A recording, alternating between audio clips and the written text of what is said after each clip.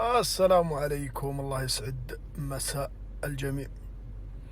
600 مليار أعلنها ولي العهد الله يحفظه ووجهها للرئيس الأمريكي ترامب الجمهوري. اختصار: الجمهوريين والديمقراطيين بأمريكا. الديمقراطيين كل شيء خسيس ودنيء على وجه الأرض عندهم، حلو. الجمهوريين أهم شيء عندهم الفلوس، واضح؟ طيب، ترامب محسوب على الجمهوريين طبعا، فهو قاعد يخاطب لغة الجمهور حقينه. أنا بقول للسعودية المرة الأولى قلت لهم 450 مليار تذكرونها. طبعا يعني من أكثر الشعوب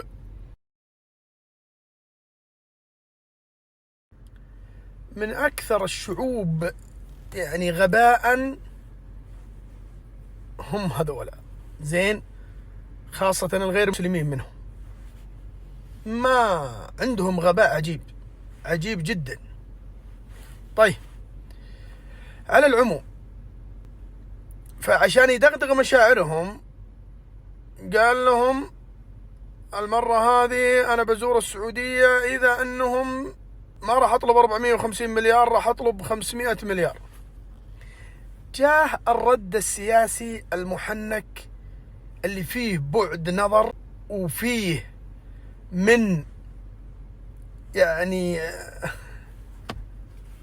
قال لا 600 مليار وخلك قده نستثمرها عندكم على مدى 4 سنوات.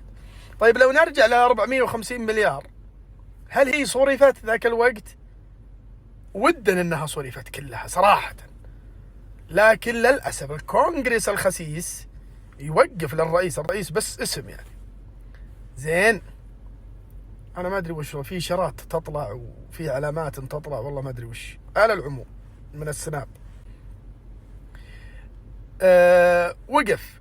حققنا جزء معين مهم جدا والحمد لله حققناه، وإن شاء الله بإذن الله أن المرة هذه أنا ما أقول 600 مليار دولار، أنا ودي أنه 1 تريليون دولار صراحة، لأنه ولله الحمد حكومتنا تعي جيدا كيف تقتنص الفرص. حنا يهمنا وجود مصانع أسلحة محتكرة عندهم، إنها تكون موجودة عندنا. هذه بحد ذاتها كبعد استراتيجي بتكون شيء جبار جدا. الفلوس تروح وتجي ونثينج. 600 مليار ولا شيء في تحقيق ما نصبوا إليه. مدامنا نبغى نشي نجيبه بخشمة الدولار على ما يقول، الأمور سهلات، لكن الكونغرس الخسيسي بيوقف كثير من الأمور هذه.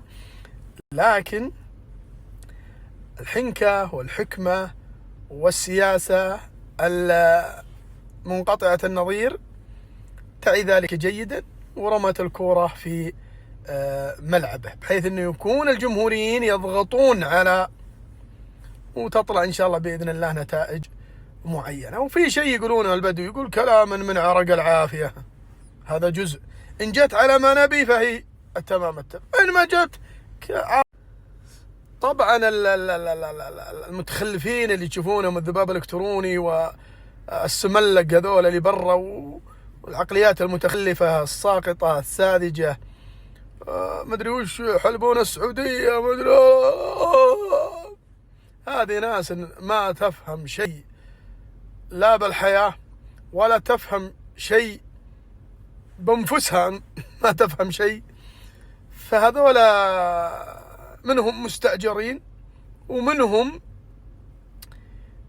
هم لا شك انهم كلهم هين خبيثين، هذا لا شك فيه، لكن في بعضهم مو مستأجر لكنه خبثه يدفع ويقول الكلام ذا. فاحذروا وانتبهوا تنساقون خلف هؤلاء المتخلفين الساقطين الساذجين الخبثاء اللي كل كلمة دنيئة راكبة عليهم. احذروا، ثقوا جيدا بأن دولتكم دولة استثنائية من يوم أسست الدولة السعودية الأولى، وهي استثنائية من ذاك الوقت. ملاحظين؟ من يوم بدت وسقطت وهي استثنائية الأولى، والثانية سقطت وهي استثنائية، والثالثة باقية بإذن الله إلى قيام الساعة. فثقوا بهم بأنهم استثنائيين، عادلين، منصفين، حكماء، عندهم من الحكمة وبعد النظر، عندهم من السياسة ذات النفس الطويل. إذا قالوا إيه يعني إيه، وإذا قالوا لا يعني لا. الإعلام خطفكم السنين الماضية، خطف كثير منكم للأسف، وشوه سمعة دولتكم، وشوه سمعة علمائكم، وشوه سمعة.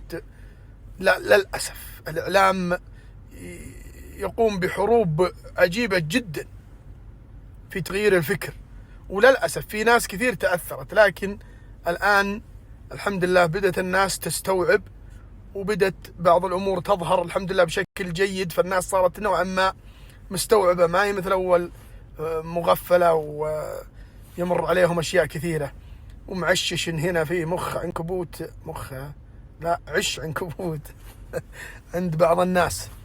احذروا وانتبهوا، تابهوا، يجيكم الفكرة الغبي القديم اللي لعب بأجيال معينة. الحمد لله الذي على ما يقول قضى عليهم وولوا بإذن الله بلا عودة ذاك الفكر، ومن معه من الشراذمة هو السملك. وانت تحياتي لك. بردنا اليوم، جامدنا أنا والله، حتى الحدس